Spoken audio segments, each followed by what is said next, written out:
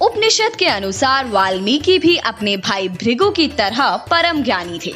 रामायण में अनेक घटनाओं के घटने के समय सूर्य, चंद्र तथा अन्य नक्षत्रों की स्थितियों का वर्णन किया गया है। इससे पता चलता है कि वे ज्योतिष शास्त्र और खगोल शास्त्र के भी प्रकांड पंडित थे। भारतीय वेदों पर वैज्ञानिक शोध संस्थान की पूर्व निदेशक सरोज बाला ने इस संदर्भ में 16 साल के शोध के बाद पुस्तक रामायण की कहानी विज्ञान की जुबानी में कई तथ्य उजागर किए हैं। उनके अनुसार रामायण में दिए गए खगोलीय संदर्भ कितने सटीक थे, इसका एक उदाहरण श्री राम के जन्म के समय के वर्णन से मिलता है। जब श्री राम का जन्म हुआ तो महर्षि वाल्मीकि ने उस समय के ग्रहों, नक्षत्रों और राशियों का वर्णन किया है।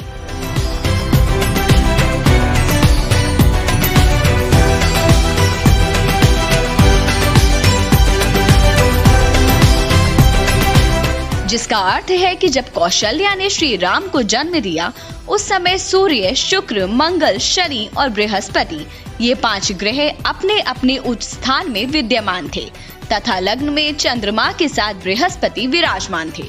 यह वैदिक काल से भारत में ग्रहों व नक्षत्रों की स्थिति बताने का तरीका रहा है। बिना किसी परिवर्तन के आज भी यही तरीका भारतीय ज्योतिष का आधार है। ऐसे खगोलीय विन्यास पिछले 25,000 सालों में नहीं बन पाए हैं जैसे श्री राम के जन्म के समय थे। भगवान राम ने अपने वनवास काल में समाज को एकता के सूत्र में पिरोया। समाज की संग्रहित शक्ति के कारण ही भगवान राम ने आसुरी प्रवृत्ति पर प्रहार किया और विजयी हुए। इससे सिद्ध होता है कि संगठन में ही शक्ति है। संपूर्ण समाज हमारा अपना परिवार है, कहीं कोई भेदभाव नहीं है। आज भी जाति आधारित राजनीति के कारण समाज में विभाजन के बीज अंकुरित किए गए हैं। प्रकाश से संसार को आलोकित करने वाले वाल्मीकि को समझकर हम एक बार फिर अपने समाज से जाति भेद को दूर कर समरसता की ओर बढ़ सकते हैं।